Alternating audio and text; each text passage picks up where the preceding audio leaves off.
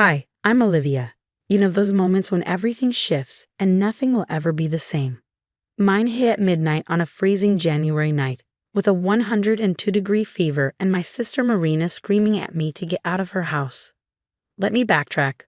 I was a second-year medical resident at Metro General, working grueling hours while battling an autoimmune condition that flared at the worst times. Marina, my older sister by 5 years, had offered me a place to stay until I got back on my feet. "What are sisters for?" she'd said, wrapping me in a hug. Back then, it felt like a lifeline. Funny how a new boyfriend changes things. "You can't kick me out. I can barely stand," I said, shivering on the couch, wrapped in the blanket Mom had knitted years ago. "Kyle's moving in tomorrow," Marina snapped. Her arms were crossed, her expression icy. "We need your room." Kyle, her boyfriend of 3 whole months, leaned casually against the wall, wearing a smirk that made my stomach churn. "You've had plenty of time to find your own place," she added. "We never discussed me moving out," I protested, my head pounding and vision swimming. "I'm paying rent." "About that," she interrupted, her tone dripping with mock sympathy. "The money you've been sending doesn't cover your share." It was a blatant lie. I had receipts for every payment. Thank God for my best friend Sophia's advice to document everything. Sophia, a fellow resident who'd seen enough family drama to rival a soap opera, had warned me that Marina's sudden generosity felt off. Desperate, I called our parents. Surely they'd set Marina straight. "Just pack your things and come home," Mom said, sounding distracted. "You know how Marina gets when she's made up her mind." "She's sick, Diana," Dad grumbled in the background. "Tell her to stop being dramatic and work it out with her sister." Shaking, I ended the call. Dr. Chen, my supervisor, had warned me last week that stress was delaying my recovery. "Family should be your support system," she'd said, "not your stressor." I texted Sophia, "Marina's kicking me out. Need help?" Her reply was instant, "On my way. Don't move. Document everything." So feverish and delirious, I hit record on my phone. Marina's voice rose as she hurled my medical supplies into a garbage bag, while Kyle chimed in about how I always played the sick card.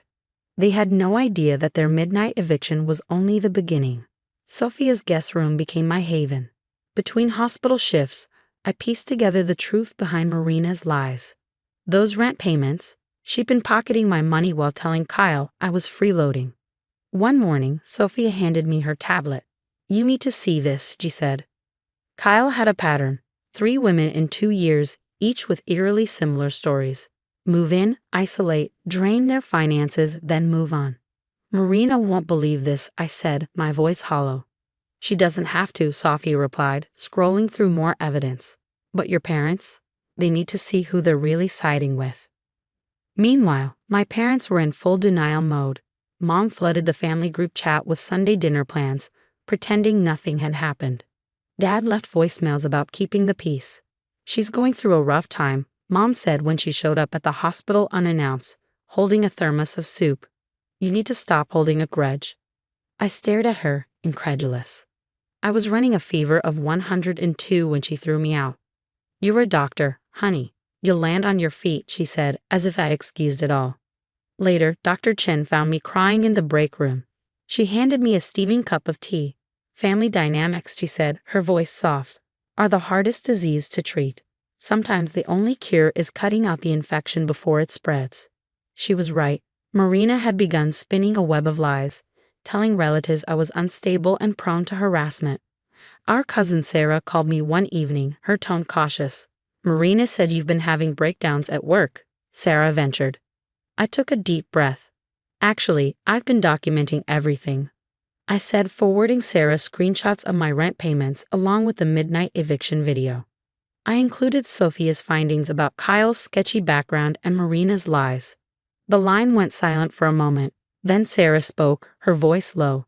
"You know she just got promoted, right? She's been telling everyone how Kyle helped her land the position." That was interesting. Kyle had claimed to be a business consultant, but Sophia's research showed his last legitimate job ended 3 years ago. Suddenly, the pieces were starting to form a picture. One Marina wouldn't want her prestigious law firm to see. "Your sister's reputation is everything to her," Sophia said later as we sifted through the evidence. Maybe it's time she learned about the consequences of throwing people away. I stared at yet another missed call from my parents. They'd chosen their side. Now it was time to choose mine. Make copies of everything, I told Sophia. We're going to need them. The push came during Marina's big moment, the annual law firm gala, where she was set to receive her promotion. Sophia's contact at the firm confirmed the story. Kyle had used his fake business connections to help Marina network her way up. Your sister's about to learn a lesson about due diligence, Sophia said, adjusting the neckline of my dress. As a client of the firm through the hospital, I had a legitimate invitation. Marina hadn't counted on that. I spotted my parents the moment I walked in. Mom went pale, and Dad suddenly found his shoes fascinating. Across the room, Marina was glowing under the spotlight, Kyle glued to her side, playing the devoted boyfriend. When she saw me, her smile vanished.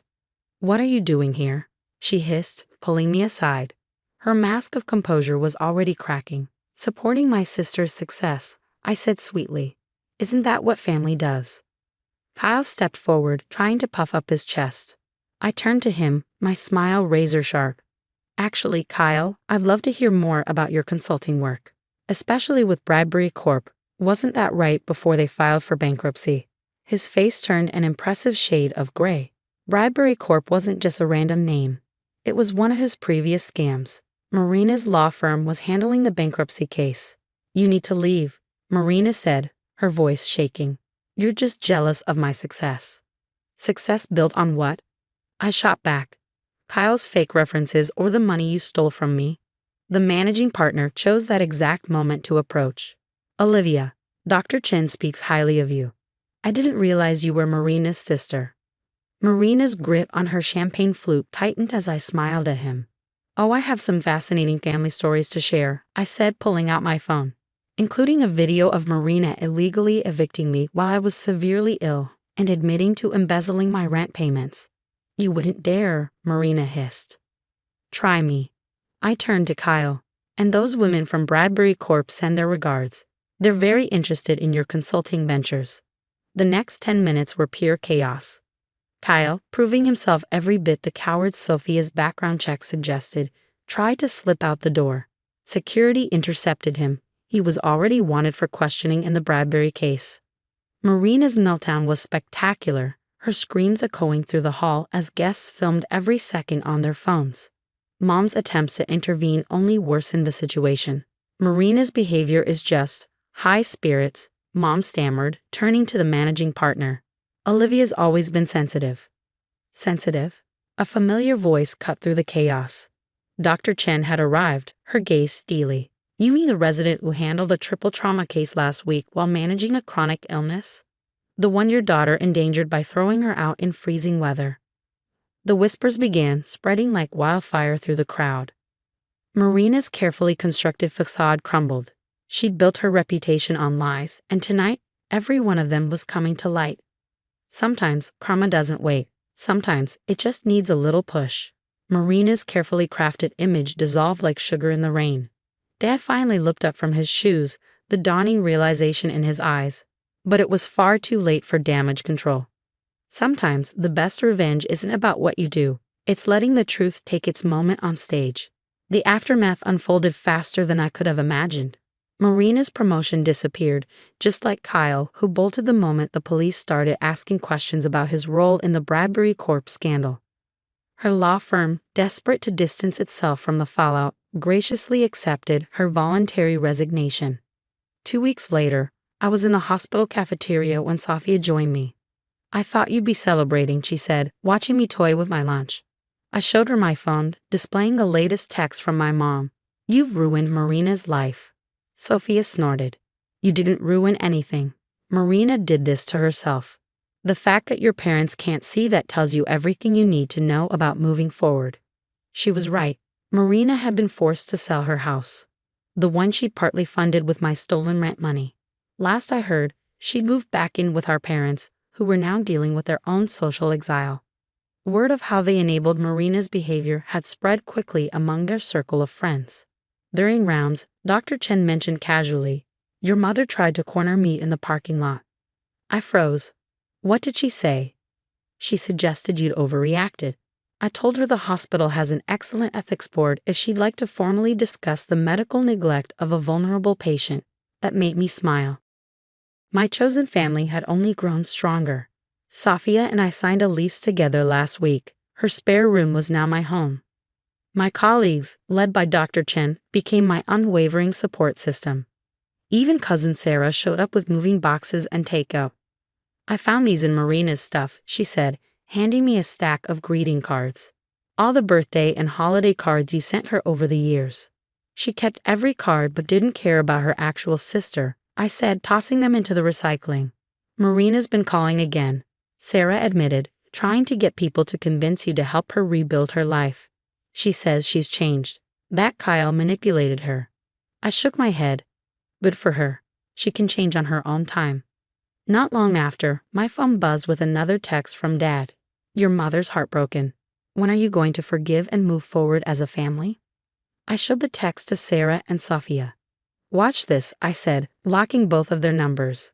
That evening, Dr. Chen stopped me after my shift.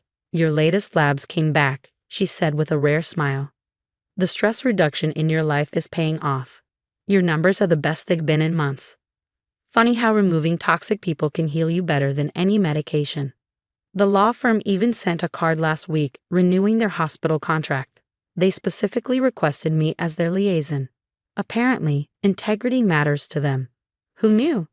Marina's last attempt to contact me came in the form of a tear-stained letter filled with excuses and apologies. I didn't read past the first line. Some people mistake forgiveness for permission to hurt you again. I'm a doctor. I took an oath to do no harm. But that also includes not allowing others to harm me. The night they threw me out into the cold taught me everything I needed to know about my family. Now I've built a new one. One rooted in respect, trust, and real love. To anyone watching who's been hurt by family, remember this. You don't owe anyone a place in your life if they show you they don't deserve it. Sometimes the family you choose is the only medicine you'll ever need. The best revenge? Living well and letting karma take care of the rest. What do you think of Olivia's journey? Would you have handled things differently? Share your thoughts in the comments below. If this story resonated with you, don't forget to like, subscribe, and hit the notification bell for more powerful stories about standing up to toxicity and reclaiming your peace. Let's keep supporting each other through the challenges of healing and rebuilding. See you in the next story.